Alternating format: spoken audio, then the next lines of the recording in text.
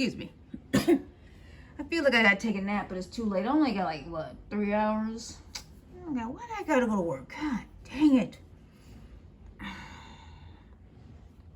And the cycle starts all over again after Sunday. And then I have to work late too. But anyways, Sakurai talking about Brawl.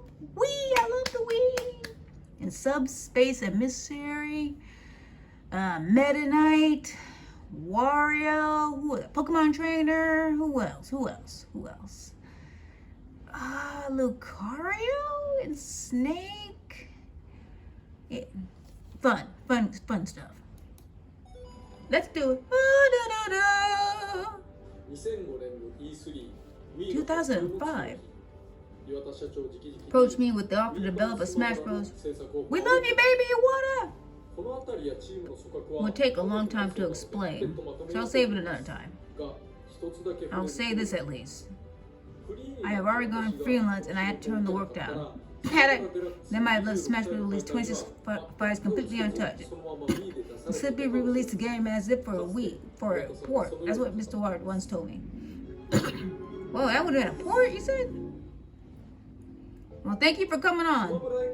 There are two especially key parts of Smash Bros. Concept: single player and online support. That was the first time, right? Single player mode that would take an appropriate amount of time to complete. Let's start with online support. Online functionality built in the console by default. So it's essential that we supported that. Personally speaking, though, I don't think online play and Smash are a very good fit for each other. One of the best parts of Smash is how players can become champions among their friends. But being subjected to online competition can cause people to lose confidence, which isn't great. Yep, I know how that feels. I know. The game has to use full synchronous communication. Yep, exactly. Compared to the synchronous communication seen in games like Mario Kart, that's a major disadvantage. You're limited to playing with people as close to you as possible. So it works best sticking to not just your own country, but even your own local region with it. Network lag tends to make the game a pretty choppy experience. Yep, I know that too. I rarely play with the Wii internet when it comes to technology. I just remember what I personally think. Yeah. If my job is to do it, I'll do it. You never know. It could be fun in its own way. In fact, when we got online play working, I remember thinking, wow, it's actually possible. Yeah, I know, right? Single player Subspace for relatively long. The Subspace Emissary. It made up a significant part of the final game. Adventure mode, cutscenes and an engaging story. Yep. A map, sticker-based power-ups, cinematic ending. It was quite the challenge turning a simple fighter like Smash Bros. Into a satisfying single-player game. It just kept getting more interesting. Falco! Flesh out the characters a little more. Take an opportunity. Most of the time, Smash, you're playing as a tiny fighter knocking other fighters around. Yep. But that's a bit of a waste for a game all about bringing various franchises together. I wanted to make sure each and every character had their moment in the spotlight. Thank you, that's great. But as you can imagine, that could take a lot of work. Between stages, enemies, and cutscenes, it was almost like making another whole game. Yeah. During the planning stages, I had hoped it had developed by some other than the main dev team. But we unfortunately couldn't find a suitable contractor to handle it. So everything but the cutscenes were developed internally by the Smash Bros. Brawl team. By the way, this was the first time a dev team exceeded 100 people. Yeah. Incidentally, we had to create separate jump and a movement parameters specifically for Subspace Emissary. Yep. It didn't work to drop in fighters with the specs from versus mode, so we made all sorts of adjustments. This meant that every fighter we added, we had 2 sets of parameters to tune. That's a lot of work. Wow. All that work fell straight to me, which was a real challenge. Oh, poor baby. Dang, Sakurai. There were other new elements, including Smash Bros. Brawl as well. The final smashes! The fighter will glow then. Powerful attack, we could have simply made an item to accomplish that. Landmaster! Boost the individual character. Unique move. It wasn't easy making all of them, but I'm glad each part got to show off a bit. Assist trophies. Someone also has Pokemon were already a thing, but these allowed us to bring in characters from other Nintendo titles as well. Yep. The fact you summon them on the spot is also part of the game's push and pull. Yay! Music option! Mario, for example, each generation players will have a different title they call their own.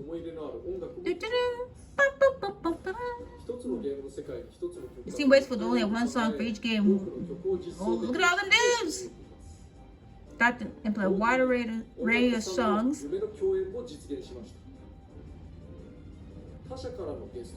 Guest characters, guest fighters, Snake and Sonic both joined. Yep. And Ike, I think? It didn't have much impact on how I did my work. From my perspective, Nintendo 2 is an outside company. So I approached the original creators, explained what I was hoping to do, and tried to find a middle ground between their games and Smash Bros. Same as always. Another thing, Smash Bros. Believe was a very fast game, which made it extremely difficult to master the controls. Made it too hard on new players. The high level of control was great for top players and spectators. It was too harsh on casual players. It even gave some competitive players tendinitis. It was a virtue in some ways, but a pain point in others. Wii, however, was a console targeted more towards casual players. So I felt we shouldn't make the game as hardcore as Smash Bros. Really? Playable with a sideways Wii remote too. Frame skipping. Similarly, demanding controls would have proven a problem during online matches at the time. A sudden jump or halt in the action due to frame skipping. The higher the input density, the more frame skips would stand out. That's just how it worked at the time. So we cut the game speed a little slower. Not only I was not confident with online, and of course I would have that lag. It's the first time we brought on play testers. What the? Help us balance the fires. You only have 4 in total. You're probably the ones leaking. Professional level players. I was solely in charge of tweaking fire parameters. Complete. We're known for initiatives like touch generations. In comparison, even a casual fighting game like ours must have felt like a steep learning curve. But we did what we had to do that as many people could enjoy as possible.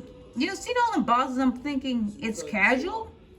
Excluding the combined sale numbers of Smash Bros. Wii U, 3DS, Brawl is the second best selling entry in the series. So it's Ultimate in Brawl? That may spell, or is it Melee in Brawl? Is it Melee in Brawl? I feel like Ultimate did really well, maybe. Is it Ultimate Brawl? Melee? I don't know. I have to check. That's a conversation for another time. Next up, the game is Kid Icarus! Yay! Fun stuff. Stage clear! And that's it. Okay, that was generic, I guess. I mean, just explain Brawl. Kid Icarus is fun, so that should be interesting, especially the interactions and stuff combined with the gameplay. Okay, well, that's it.